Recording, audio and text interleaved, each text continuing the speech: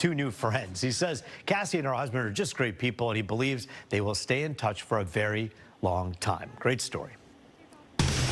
Working for you. This is Fox 2 News at 6. Tonight at 6, sentencing for a former Oakland County doctor who pled no contest to nearly 3 dozen sex abuse crimes. Fox 2's Charlie Langton is live with more on the punishment handed down earlier today. Charlie. Well, I'll tell you what, Dr. Omar Ijaz, he is 41 years old, former doctor. He learned his fate today after pleading, as you said, no contest to multiple counts of basically sexually molesting patients and others and videotape them. In fact, his wife discovered some of these videotapes, turned them into the cops, and that's why he was arrested. Well, he learned his fate today. Judge Martha Anderson of the Oakland County Circuit Court said 35 to 60 years. That's a big sentence. Here's the judge. Take a look. The court feels that this individual is a predator beyond all belief. And this court feels that he would never amend his ways even after serving time with the Michigan Department of Corrections. I do not believe the guidelines take into account all of his insidious and hideous conduct that has affected so many people. And the guidelines do justify or do justice to the sentence that he deserves. Hey, hold on, hey. Fox News, yeah! All right, so we got some people over here. Anyway, so what does that mean, 35 to 60 years? That means he must do 35 years in prison, and he could, he's eligible for parole after the 35 years. But that's only half the story. That's the criminal case. Now, Henry Ford Hospital paid, and others paid about $140 million in a class action civil lawsuit to the survivors of Dr. Ijaz. However, one firm, Jim Harrington from the Feiger law firm, he represents 4 of the survivors. He said, I don't want that $140 million. I want to go at it alone against Henry Ford and others. I got a chance to talk to Jim Harrington to find out what he was thinking about this whole thing. Take a look. The most important thing for this, it's a first step for justice for some of these survivors. Can insurance companies for the hospital say, we're not going to insure a criminal? Paper doesn't refuse ink. Anybody can say whatever they want. But what I believe... But they're saying that, aren't they? They are saying that. They are saying that. And actually... You may get a judgment against someone who's going to be in prison for life. They can say that. I believe we're going to win. Something like this doesn't happen, right, Charlie? Something like this doesn't happen unless people dropped the ball along the way. The $140 million was not enough? No. I fully anticipate that there's going to be more charges brought. There are more survivors out there, and I know this for a fact. We already have 8,200 survivors in that class action lawsuit. So to recap everything, on the criminal side, the doctor, the former doctor, will do 35 years to 60 years in prison. And the civil case, there's already been a $140 million settlement, but there's another civil case left to go. I am live here in Detroit. I'll send it back to you. You're not only our reporter, our anchor, but our legal analyst as well. So I wanted to ask you 2 questions. One, in terms of that sentencing, those years that he's getting, is that pretty steep for a crime like this, or is that about at par? And do you think that the damages that the lawyer is looking for against the hospital, is that a steep uphill climb to try to go after them as well? So let me take a look at the criminal case. That's par for the course. In fact, that's although a heavy sentence, that would be within the guidelines. He got the maximum, pretty much the maximum sentence on the criminal side. I don't really think anything was a surprise. In fact, under the statute, there was a minimum sentence of 25 years. Now, on the civil side, it's very interesting. There may be more insurance money that the hospitals and others have, other than the $140 million that was paid. So Jim Harrington, he wants more of that insurance money. There are some risks, of course, and there's also a separate lawsuit. I don't want to get too complicated, but the insurance companies will say, wait a minute, the bad guy is a doctor. What did the hospital do? I mean, all you want all those millions? Go after the doctor. And he's in prison for likely a long, long time. He's not worth much. So there will be we'll follow that civil case when it gets going, probably in the middle part of this next year. But that's not done yet. Roop? All right, we know you'll be keeping close tabs on it. Charlie Langton for us live tonight. Thank you. A security scare at a school in Ecorse today to tell you about. After receiving an anonymous tip, police found a student at Parks Alternative Education Center with a gun inside their backpack. Officers say the gun was never taken out of that backpack. The student has been expelled from the district, and Ecorse police are handling the investigation. The good news here, nobody was hurt. More developments are unfolding in the death of 22-year-old Rebecca Park. Park, who was 38 weeks pregnant, had been missing since November 3rd. She was found in the Huron-Manistee National Park in northern Michigan. Now 2 family members have been charged in her murder. Courtney and Bradley Bartholomew, Park's mom and stepfather, allegedly killed her and removed that baby. They're now facing numerous charges and have been denied bond.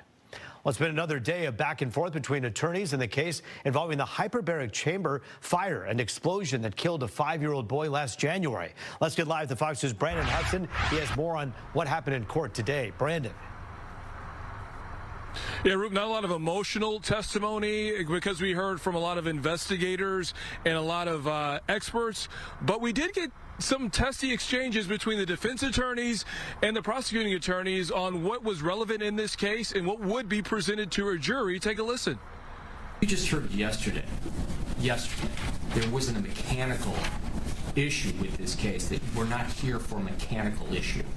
So anything about counters or cords being taped up with electrical tape, that's not why we're here.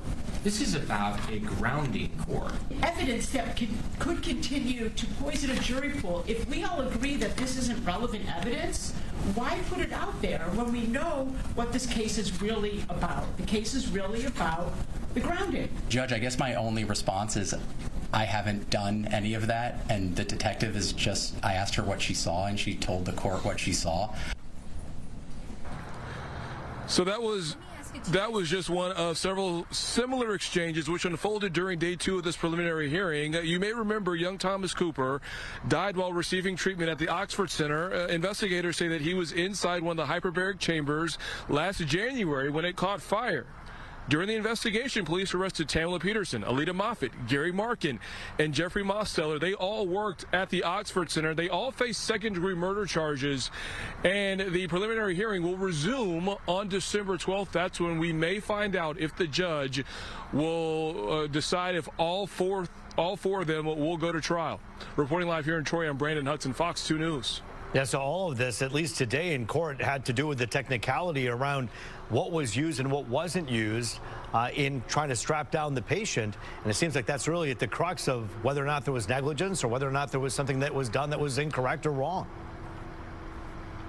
Yeah, so it's all about the grounding, whether young Thomas Cooper, 5 years old, was strapped in properly. That has been one of the arguments that has been talked about heavily in this investigation.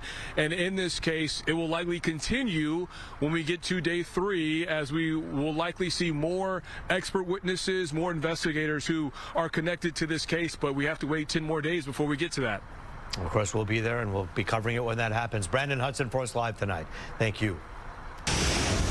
Another day of below freezing temperatures on this Tuesday. Weather Authority Rich Luderman is here with a look at our forecast. And if you thought it was a good idea to run out without your coat, you probably second-guess yourself pretty quickly there. It's going to get even colder, Roop, over the next few days. We did have a bit of light snow very early this morning, just before daybreak, especially from the city south to the Michigan-Ohio border region. You can see on radar there's not much. There are some holes in the clouds, but the tendency will be for those holes to fill in. 28 for us, 24 in Saginaw. There's Marquette, 19 degrees in the UP. How about some great live pictures from Traverse City? Some beautiful colors of the season there. 29 degrees in Traverse City right now. We're going to get down to 19. It does stay dry for the rest of tonight. We'll see occasional flurries tomorrow with our next cold front. And I'll tell you, into next week, there is still no big warm-up to show you, Roop. We'll check it again in 10. All right, Rich, thank you. Michigan Attorney General Dana Nessel sounding the alarm tonight on a massive AI data center being planned in Saline Township. The AG is accusing DTE of trying to fast-track the approval process. Fox News' Scott Wolchek joins us live with the latest on this project. And, Scott, so many different things involved here, but the bottom line is people don't want the noise and the high energy costs around this, right? Yeah, the high energy cost, because a lot of people, you hear a 1.4 gigawatt data center coming, you might be like, how big is that? Well, it's enough to power 1 million homes or so. So think about all that, and DTE's got to figure out how are they going to supply that power? Is that going to affect consumer rates? And then you also have to think of the impact on the environment. That's what it's all about. So DTE right now, they have this special contract being proposed to the Michigan Public Service Michigan Public Service Union, and it's one of those things where the vote is on Friday. Now, people have a chance, everybody has a chance to talk about this with public comment tomorrow through a telecommunication like Zoom, and have their voices heard. But Dana Nessel says that there really needs to be more to this. She's accusing DTE of fast-tracking this thing, and DTE says, oh, it's not going to cost customers anything extra, but the contract isn't exactly public, and the parts that are public have been heavily redacted. Take a look at Dana Nessel. She's got the contract right there. You'll hear it. What the public has received, including my office, is like, we have contracts that look like this and this. Like, that is not transparency. Do you think that this kind of sets precedent for the rest of these data centers? Absolutely, and that's the biggest concern that we have, right? If you're going to allow DTE and, Oracle and OpenAI to do this on this project, how are you going to say no to the next one and the one after that? Tech expert Joe Tavares with Resolute Building Intelligence weighs in. I think that there's probably going to be kind of a middle ground where everybody can win, because everybody is using the technologies. We're using AI, we're watching Netflix, we're logging into MyChart to check our healthcare. So I think at a certain point we have to admit that society requires these things, and it's just a matter of how can we put back into the communities versus what we're pulling out. You're looking at a statement from DTE reading the energy contract submitted to the Michigan Public Service credential to support Oracle's data center in Saline Township will not increase rates for our existing customers. In fact, in its filing, DTE asked for the commission to approve additional terms of service that create safeguards to protect our existing customers. So a lot going on. This Public Service Commission vote on Friday, something to keep an eye on. Now, Dana Nessel has said that she wants for them to pause this thing and go about it through the proper channels. DTE saying this is the proper channel. It just feels a little expedited from the on Dana Nessel's part. So we'll see how it goes. Remember, that hearing, you can be on there tomorrow just through michigan.gov. Have your voice heard and talk about it. For now, reporting live in Detroit, Scott Wolchek, Fox News. Root, back to you. Well, I guess the question then becomes, how binding, how effective is it for people to show up and have their voices heard? Are they going to take that into consideration, or are they essentially going to vote based on what they've already decided? It's one of those situations, Roop. We've kind of seen this before, where I think the public comment matters. I think a lot of people know that these places that these data centers are being proposed, people are pretty riled up about it. So I think the public comment will matter a bit, but it's hard not to feel like perhaps their decision's already made. Remember, if they do vote this thing through, it does set a precedent, but it will be up to Saline Township at the end of the day to decide, are they going to approve all the zoning and everything else with the project? So there's still a bit more to go. Well, if enough people have their voices heard, perhaps at least a pause is something that would be in order. We'll have to watch this one closely. I know we will. Scott Wolchek for us live tonight. Good stuff. Thank you. The Michigan State Spartans make it official, signing a new head football coach.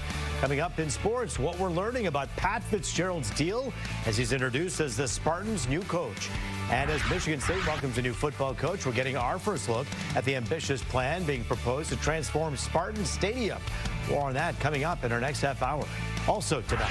Ingrid Kelly, and it's Giving Tuesday. And on this day, one organization is going around town surprising Black entrepreneurs with grant money. The story coming up.